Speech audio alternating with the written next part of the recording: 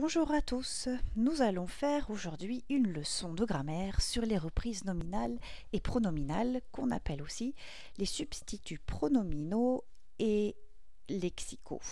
Ça peut sembler un petit peu difficile, mais vous allez voir, ça ne l'est pas du tout. Vous allez vite comprendre avec un exemple. Voici un petit texte écrit par un élève. Ulysse arriva sur une île. C'était l'île des Cyclopes. Ulysse décida qu'il irait voir qui habitait sur cette île. Ulysse voulait savoir si les Cyclopes respectaient les dieux bienheureux et si les Cyclopes offriraient à Ulysse l'hospitalité. On constate tout de suite qu'il y a quelque chose qui ne va pas dans ce texte. C'est pas très bien écrit. Il y a en effet beaucoup trop de répétitions. Et le français n'aime pas ça, les répétitions. Donc il va falloir remplacer les mots qui sont trop souvent répétés. Dans ce petit texte, c'est le nom Ulysse et le nom Cyclope qui étaient trop souvent utilisés. Donc on va choisir d'abord la première solution, la plus facile, c'est de le remplacer tout ça par un pronom. Donc Ulysse et les Cyclopes sont remplacés par il au singulier au pluriel.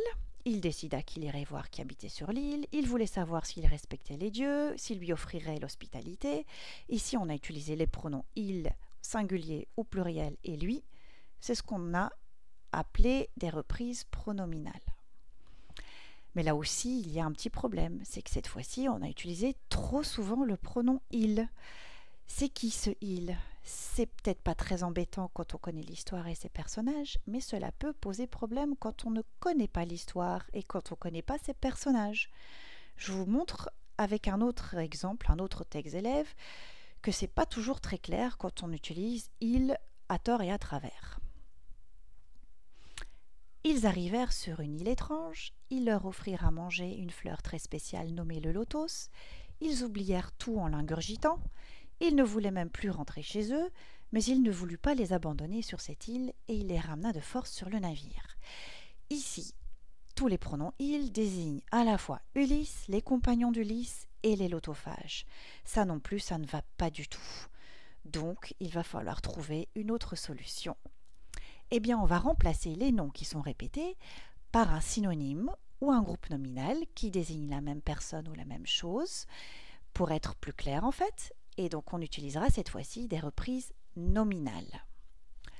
Par exemple, notre fameux Ulysse, au lieu de répéter tout le temps Ulysse, peut être aussi désigné par le terme l'ingénieux, ou encore par le vainqueur de Troie, ou encore par le groupe nominal, le roi d'Ithaque.